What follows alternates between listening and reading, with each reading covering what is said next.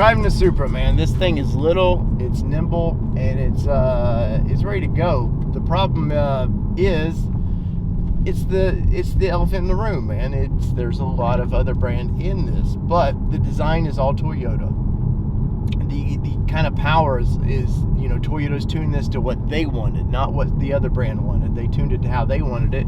And in this day and age, we're lucky to get cars like this anymore. So you're going to start seeing more partners of little sports cars if you want them. Now, Toyota has a manual transmission coming in this. I think I would like that a lot, though paddle shifters are not that bad when you want to kind of get in it. I'm in manual mode right now.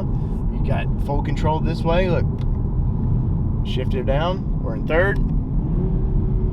Now you can just hear it kind of kick in. You want to go, and it sounds good enough. Now, is the tuner fanboy going to like how this sounds straight from the factory?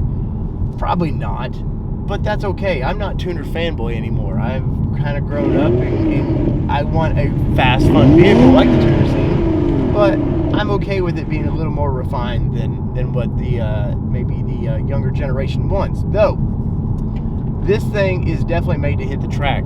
It's about having fun in this vehicle, and that's what you should be doing. All right, Kelly, your fingernails match the trim of the hood. Now, I mean, that's when you know you're having a good day. But yeah. They've kind of covered things up, right? They have. You know, I look under the hood because I want to see what's under the hood, but I can't see really what's under the hood because of the covering. But I get why they do it. I really, really do. But I want to see all the zoomies. Yeah, you want to pop these every once in a while and just go, hey, this is what I just paid nearly $60,000 for. But still, very, very cool. You know, the elephant in the room is just right there, but I'll let that be. It's what it is. Right, you know, when it's built up here, you know what that means. But Toyota had a nice hand in this. They've tuned this engine how they wanted it tuned. It's not like they just were handed something and said take it or leave it. So a lot of horsepower under this thing, and that makes me happy. So there you go.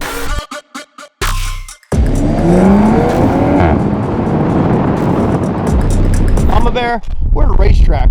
What's that got to do with what's back here? Well, you know, I'm going to show you the practicality of the back. That's right, or lack thereof. It's not. It's not.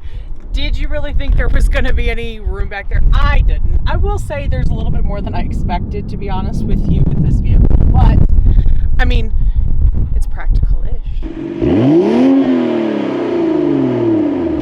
wouldn't consider this, Kelly, a vehicle for daily use. What about you? No, this is a fun weekend or take it to the track. That's that kind of car. Yeah, and for around $50,000, that's not a bad price to kind of get in this. You know, we've test drove all the way up to $100,000 vehicles, and I have to say the interior of this thing, it's on par with what we've seen earlier. What do you think, Kelly? Yeah, and we talked about this a little bit, is that it's awfully familiar in here. From the startup dings to the shifter to many different things in this vehicle are quite familiar to us. Yes, but once again, it's not a completely bad thing. You know, could Toyota have redesigned a whole Supra themselves and built it? They sure could have. But in this day and age, you'd be looking at $80,000, $90,000 for that car. And the person that wants the Supra badging, they don't have $80,000 or $90,000 to throw in a car. So let's drive around a little bit and see what it looks like from there.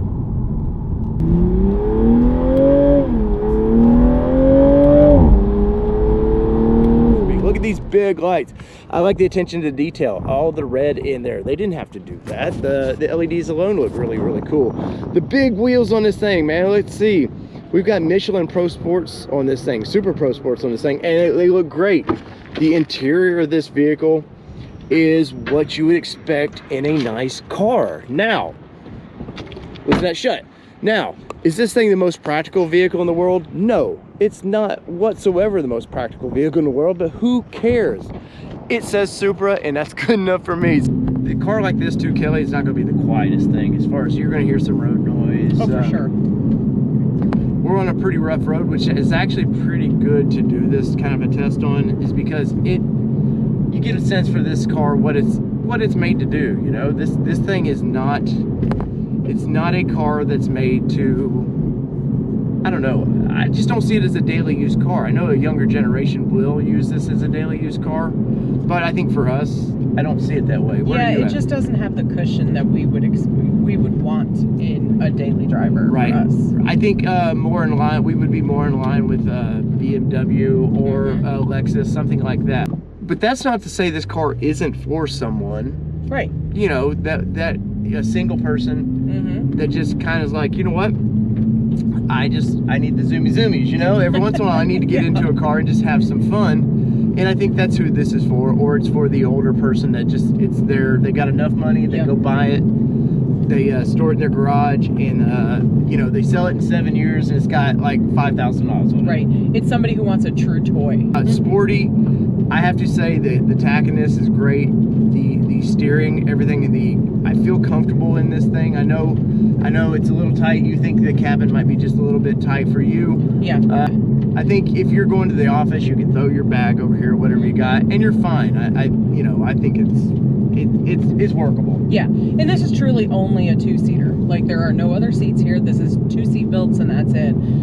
The other thing for me on this is really it just feels, for the amount of power that is under the hood, to me it doesn't feel stable enough for my liking. Well, and that's just me. And that's part of that kind of the lighter car of this is, yeah, definitely, because you get into it and you can feel it's sticking. It's got the Michelin Pro Sports on it, so it's sticking to the ground the best it can. But a lot of horsepower to this thing, Kelly. You remember what the horsepower was on this? I can tell you right now. It is 382 horsepower with 368 pounds-foot of torque. Now, 300 horsepower in this thing. God bless America on that, man. I love horsepower, and the more I can get, the happier I am. Now, they do a 4 and 6 cylinder version of this thing, and the horsepower is not greatly different. It just goes, you know, there's a price. If you want the bigger engine, there is the price. So, as listed, Kelly, what is the price on this one? As listed, this one is $52,797 as driven today, and it's a 2022 GR Supra 3.0. All right, so it does have the 3-liter in it, and that 3-liter likes to purr. It does like to purr. And I'll be honest, I like making it purr. So let's continue driving, have some fun with this car, and just enjoy our day. All right. I don't really care to drive this today on the track because you guys have seen it. There's other channels that have covered this thing, and I'm just happy that I got my hands on this thing and enjoyed it for the short time we've done it. And thank you once again to Toyota.